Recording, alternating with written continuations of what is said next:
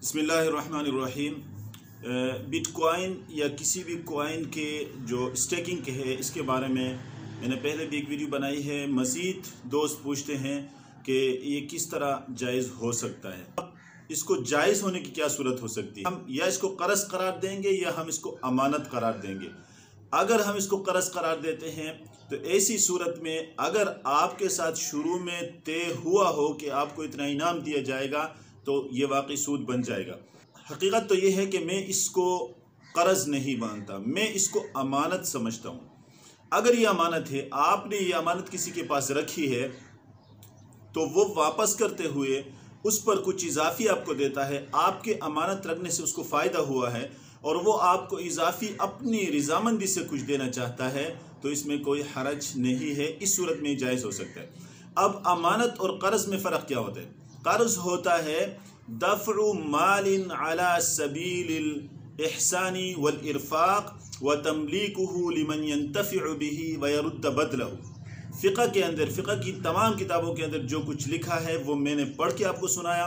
ये उसका खुलासा है कि किसी माल को बतौर एहसान किसी को देना, कोई माल बतौर एहसान किसी को देना और उस शख्स को उसका मालिक बनाना जो उससे फ़ायदा हासिल करे और उसके बदल को वापस करे, उसकी मिसल को वापस करे, उसको वापस ना करे, उसकी मिसल को वापस करे।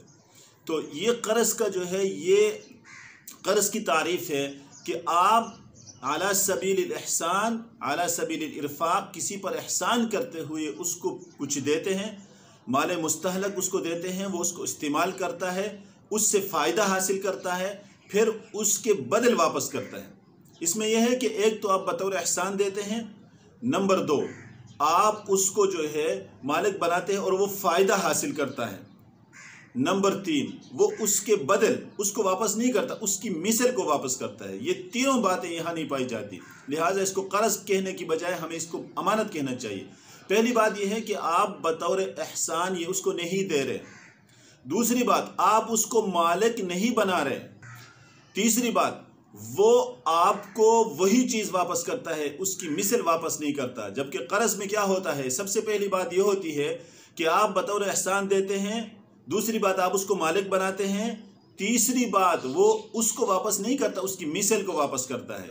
जबकि कॉइन आप उसको देते हैं, एक तो बतौर एहसान नहीं है, आपका अपना फ़ायदा हो रहा है, वो आपको इनाम दे रहा है, आपका कोई एहसान इस पर नहीं है। दूसरी बात यह है कि आप उसको मालिक नहीं बना रहे, वो सिर्फ अपने ब्लॉकचेन के अंदर उसको लॉक करके रखता है। और तीसरी बात, वो उसके बदल आपको नहीं दे रहा है, यानी उसकी मिसल और चीज़ आपको नहीं दे रहा है, वो उसी को आपको वापस कर रहा है। इसका मतलब है ये अमानत है। लिहाजा कोई आपकी चीज़ को अमानत अपने पास रखता है और फिर आपको वापस करता है तो वो उस पर इजाफी अपनी रजामंदी से अगर देना चाहता है तो उसमें कोई हरज नहीं है, ये जायज़ है।